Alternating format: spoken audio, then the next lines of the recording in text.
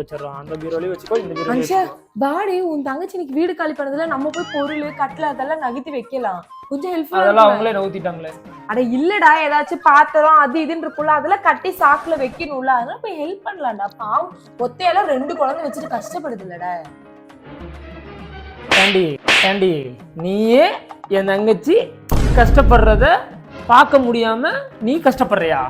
நீ எதுக்கு கூப்பிடுற எனக்கு நல்லா தெரியும். அங்க போய் ஏதாவது பாத்திரத்தையோ இல்ல கட்டில பீரோ ஏதாவது தூக்கிட்டு போயிருவாளான்னு தானே உனக்கு இங்க கொண்டு வரணும் எல்லாத்தையும் தூக்கிட்டு. இப்ப என்னங்கிறதுனால இப்ப என்ன, நான் வந்து ஹெல்ப் பண்ணலாங்கிற ஒரு மனநிலையில தான் கூப்பிடுற. சரி, ஆனா நீ இந்த அளவுக்கு நீ ஒரு சீப்பா உனக்கு ஒரு மைண்ட் வச்சிருக்க. சீப் மைண்ட் யாருக்கு? உனக்கா எனக்கா? நீ சொல்லு. உனக்கு இப்ப பாத்து சரி அவ எல்லா பாத்திரத்தை அவ எடுத்துட்டு போட்டோம். சரி, என்னத்துக்கு எடுத்துட்டு போனோம்? பேர் சீப்.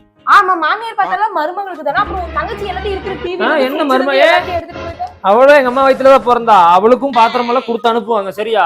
பையனுக்கு சீதனம் கொடுப்பாங்களா பிள்ளைக்கு கொடுப்பாங்களாடி? இங்கே எதுனாலும் பாதி பாதி. சரியா? பாத்திரத்துல பாதி உடச்சு எடுத்துட்டு வந்தோம்.